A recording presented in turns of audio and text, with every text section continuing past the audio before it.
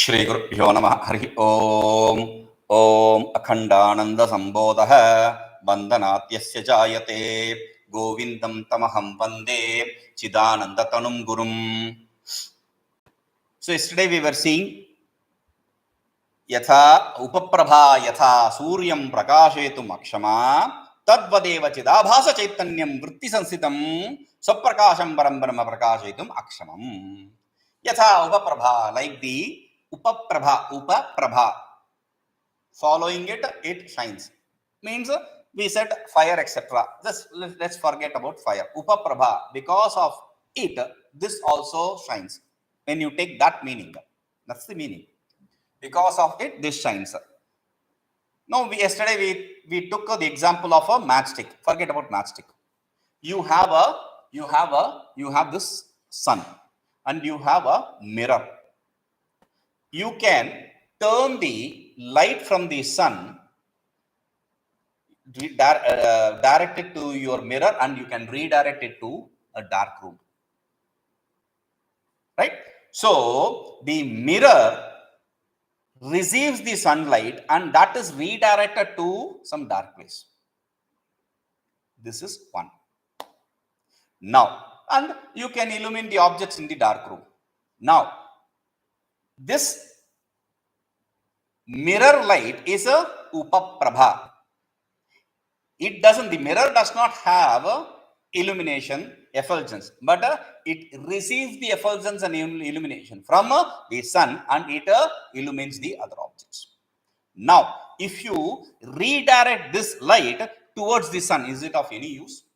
Will this light from the mirror illumine the sun?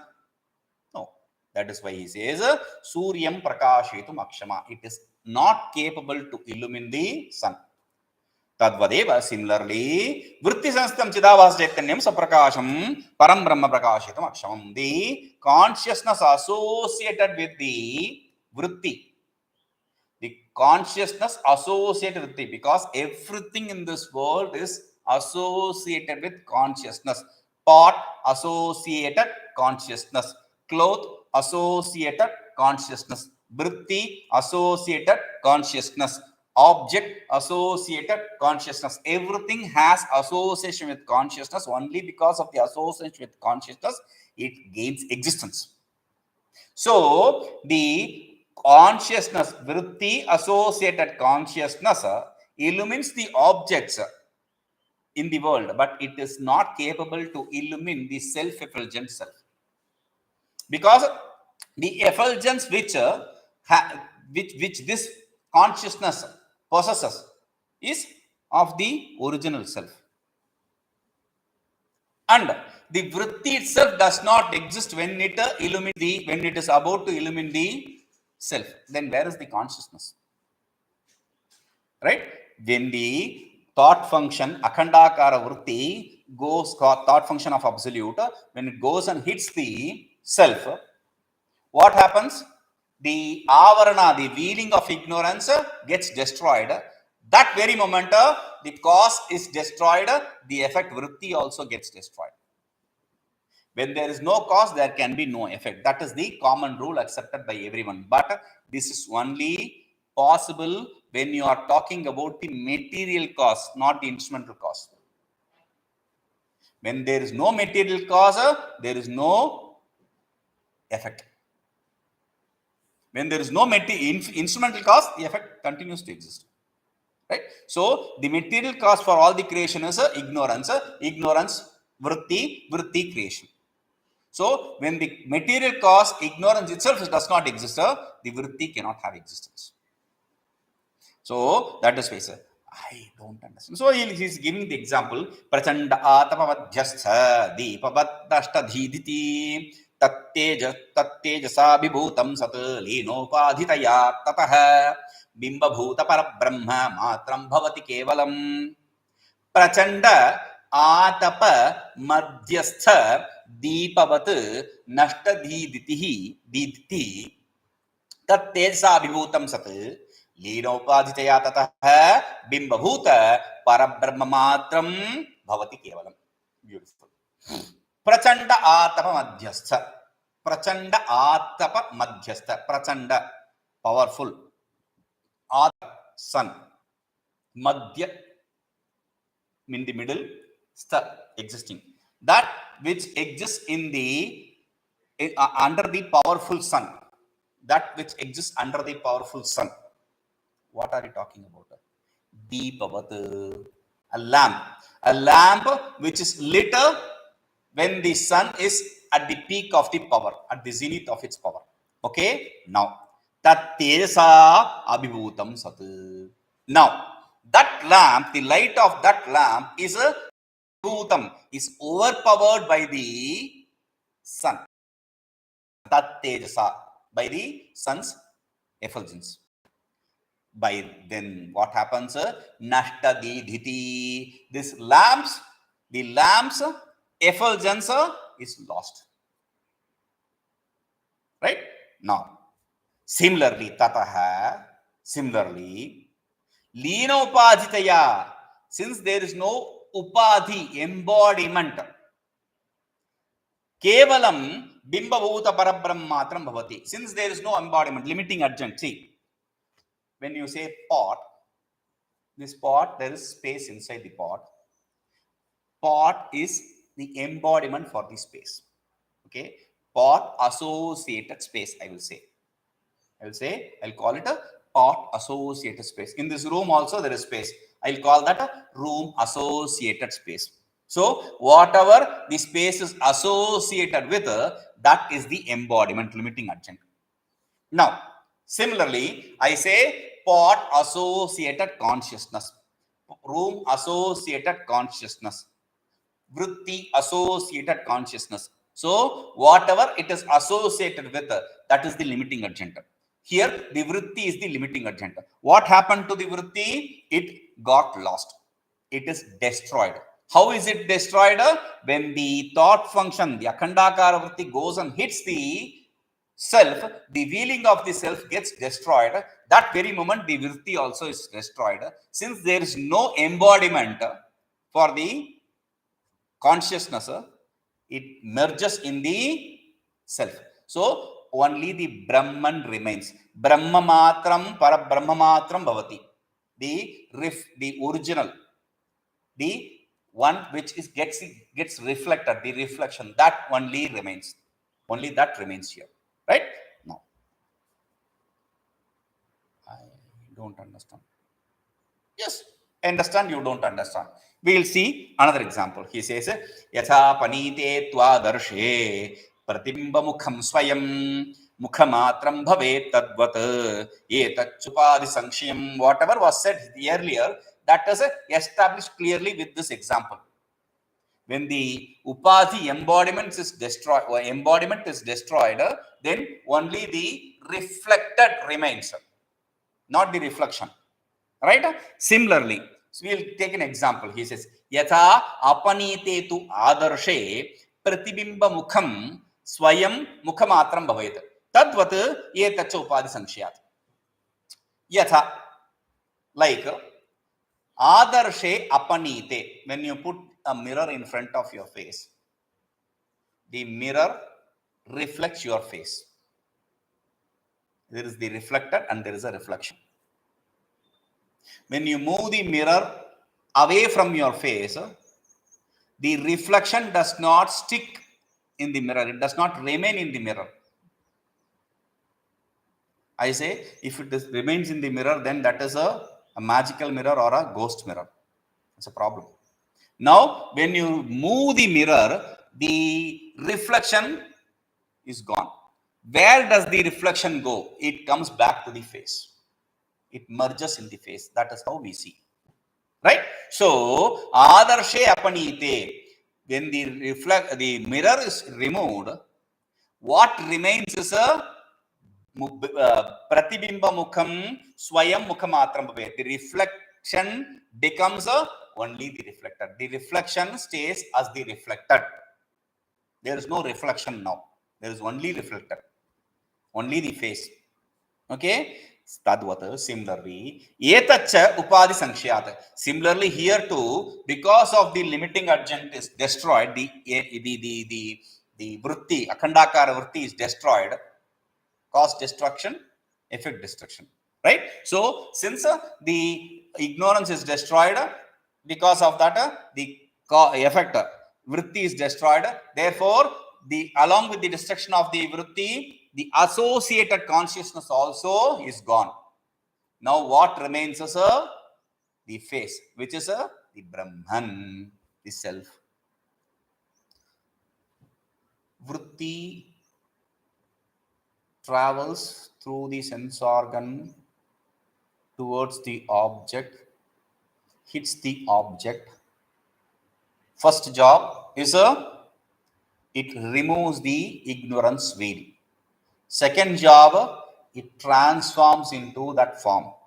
Third form is it illumines the object. The consciousness associated with the vṛtti, the consciousness associated with the vṛtti is the consciousness. Vṛtti associated consciousness. Okay, this illumines the object. So simply two steps. One is the ignorance removal. Second is the consciousness illumines. Now, this is how everywhere the vṛtti functions.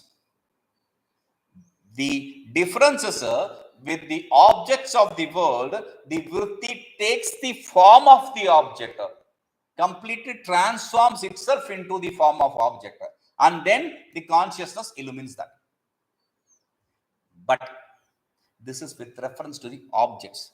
Akhandākara vṛtti is a different vṛtti. That is why we have to give it a special name, Akhandākara vṛtti. This is Vishyākara vṛtti, that is Akhandākara vṛtti. What is the difference? Here, there is no form for this thought function to transform itself into that form. In Akhandākara vṛtti, there is no form. Self is formless. It is not an object. So, there is a thought function of a object. There is thought function for non-object. There are two types of thought functions. Thought functions for object and thought functions for non-object. Thought functions of object and thought functions of non-object. They function in different ways. When there is an object, then the thought function transforms itself into object. First, it removes the ignorance, then it transforms itself into object, then the consciousness illumines. This is the general thing with respect to any object, pot, cloth, etc., whatever it may be. But with reference to the self, the ignorance, the vṛtti goes and removes the veiling. That is all. There is no cause, there is no effect. This is the difference. This is what we call as a phalavyāpti and vṛttivyāpti. This we saw very early in the beginning itself. We saw phalavyāpti, vṛttivyāpti. Vyāpti means a pervasion. Phala means a result. Result is object. Pervading the object, that is phalavyāpti.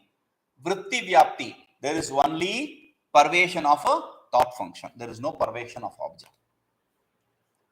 Okay, now we'll understand this. ಘಟಜ್ಞಾನೆ ಯಥಾ ವೃತ್ತ್ಯಾ ವ್ಯಾಪ್ತಯಾ ಬಾಧಿತೆ ಸತಿ ಘಟಂ ವಿಸ್ಫುರತ್ಯೇಷ cidābhāsa svatejasā ನ ತಥಾ ಸಪ್ರಭೆ ಬ್ರಹ್ಮಣಿ ಆಭಾಸ ಉಪಯುಜ್ಯತೆ. ಘಟ ಅಜ್ಞಾನೆ ಯಥಾ ವೃತ್ತ್ಯಾ ವ್ಯಾಪ್ತಯಾ ಬಾಧಿತೆ ಸತಿ ಘಟಂ ವಿಸ್ಫುರತಿ ಏಷ cidābhāsa svatejasā ತಥಾ ನ svaprabhe brahmani abhasa upayujyate. Na tatha svaprabhe brahmani abhasa upayujyate. Yathā. Example. Yathā. Ghaṭājñāne bādhite sati. Ghata ajñāne bādhite sati. When the thought function travels, what happens? First, it removes the ignorance for object. Right? The ignorance veiling of the object. Here, we are taking the object as pot. So, ghata ajñāne, the ignorance veiling the pot is a bādhita, is removed, annihilated. When it is annihilated at that point, sati, at that point, vyāptayā vṛttyā vyāptayā. The vṛtti pervades the pot. It transforms itself into pot. Then, yesha cidābhāsa, this reflected consciousness svatejasā ghaṭaṃ vispurati. Because of its effulgence, illumines the pot. The thought function removes the ignorance. Thought function transforms itself into the pot. Then the consciousness associated with thought function illumines the pot. Now, this is with reference to the worldly objects. tathā svaprabhe brahmani na upayujyate. Similarly, in this fashion, the self-effulgent self cannot be illumined. The self-effulgent self cannot be illumined in this fashion. Because we already saw, in front of a big light, a small light is overpowered. So, he says, atha eva mataṃ vṛttivyāpyatvaṃ vastunaḥ satām na phalavyāpyatā tena na virodhah parasparam. Atha eva mataṃ vṛttivyāpyatvaṃ vastunaḥ satām na phalavyāpyatā tena na virodhah parasparam. Atha eva, for this reason, satām mataṃ vastunaḥ vṛttivyāpyatvaṃ satām mataṃ. With respect to the vastunaḥ, vastu means object. Vastu here in Vedanta means self. Okay. When we say vishaya vastu, then it is object. When you generally say vastu, it is self. Vastunaḥ, for the self. Vṛttivyāpyatvaṃ satām mataṃ. The knowledgeable people, the wise men, they accept only the vṛttivyāpyatva, pervasion of vṛtti. Pervasion of vṛtti, the activity of vṛtti, meaning the vṛtti goes and hits to remove the ignorance feeling. That's all, nothing else. Phalavyāpyatā, na, they don't accept the phalavyāpyatā, the vṛtti transforming itself into self. No, they don't accept that. Tena parasparam na virodha. Therefore, there is no contradiction between these two kinds of knowledges. The knowledge of the world and the knowledge of the self. There is no contradiction here. So this is what is vṛttivyāpti, this is what is phalavyāpti. Phalavyāpti means the thought function transforms itself into the result, the phala, which is the object. Vṛttivyāpti means the thought function does not transform itself into the object. Meaning, when respect to pot, cloth, etc. object, the thought function transforms. With respect to self, which is non-object, the thought function does not transform. The problem is, even when you say this, with respect to non-objects, we use our imagination to objectify it. When I say Brahman, we try to imagine the Brahman. When I say Ishvara, we try to imagine, give an embodiment to Ishvara. When I say ghost, we try to imagine a form for the ghost. Meaning, wherever only vṛttivyāpti is applicable, we try to put the phalavyāpti also there. In the non-objects. With respect to non-objects, only the vṛttivyāpti functions. With respect to the objects, phalavyāpti also takes place. That is the difference. Okay. Now, example, simple example. There is a room. The door of the room is closed. I say, go and see what is there inside the room. Probably it is dark. Therefore, you ask for a torchlight. You take a torchlight or lamp and you open the door and you shine the torchlight. Now, you see what is there in the room. Right? That is the phalavyāpti. You open the door, remove the ignorance, then use the torchlight to illumine the objects inside the room. This is phalavyāpti. Now, I say, go and check what is there in the room. You take the torchlight, you open the room, you start the torchlight, you open the room, and what happens? There is a bright light, 1000 watts light there, shining on your eyes. Now, your torchlight is not going to function in front of that. It is superpower. It is overpowered by that bright light. You don't illumine that light using your torchlight. Your torchlight becomes useless. That is what is vṛttivyāpti. The vṛtti, once it once you open the door of ignorance, once you remove the wheel of ignorance, your torchlight becomes useless. Your torchlight is useful to see the door, to open it. Till then, the akhandakara vritti is useful till you remove the ignorance wheeling. After that, it becomes useless because the self-effulgent self can illuminate itself. Okay. Now, we have explained the satām mataṃ. The wise men, the knowledgeable people, they accept. Anubhava. Then you gave the yukti also, logic. Now, does it have the validity of shruti? Verbal testimony? Yes. So, to explain that, he says, shrutyoditam tato brahmaṇyābhāsa buddhyaiva sukṣmayā.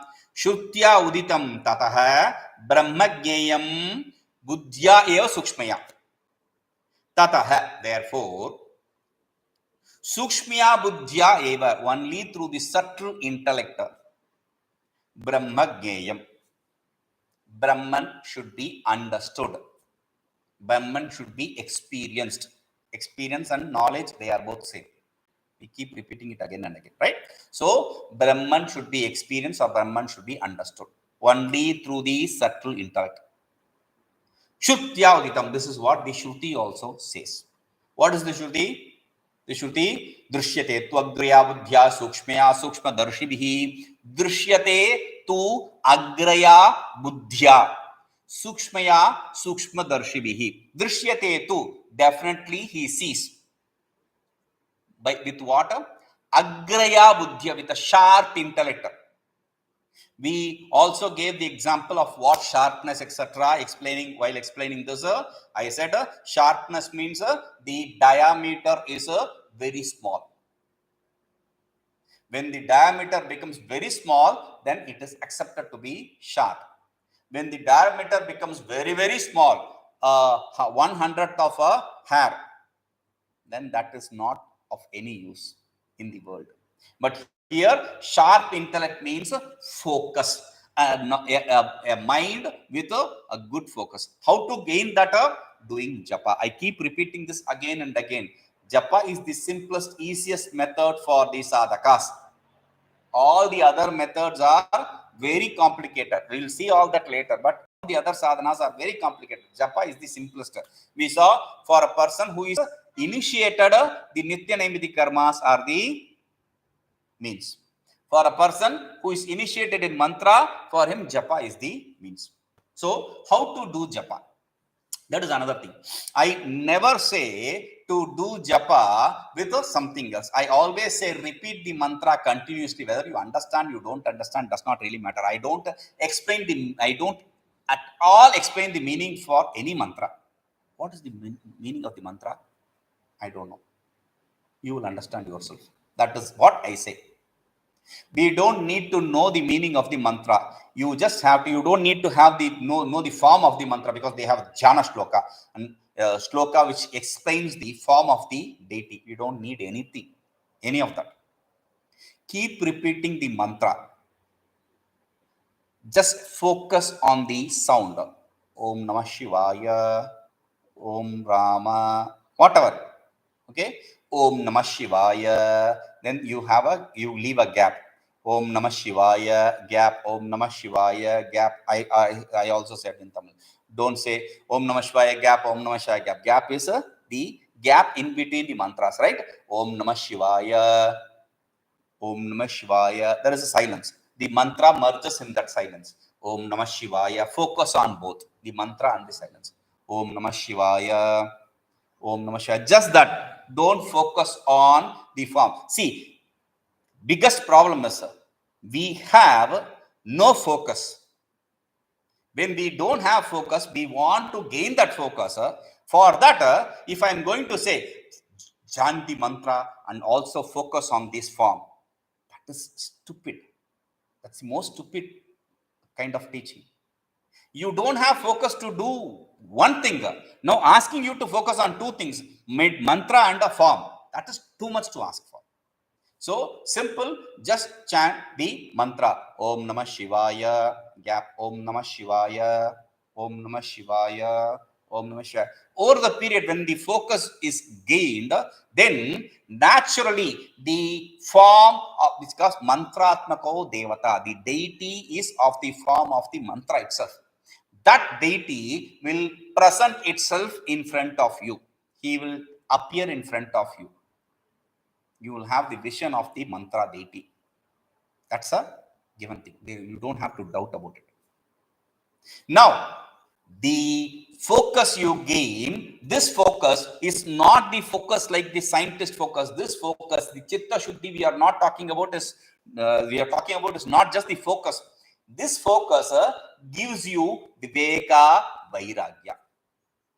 Like Shaunako vai mahayajñāshālaha in Mundaka Upanishad, the nastya krita kritena, so nirvedamayat nastya krita kritena, we keep repeating, he gained dispassion.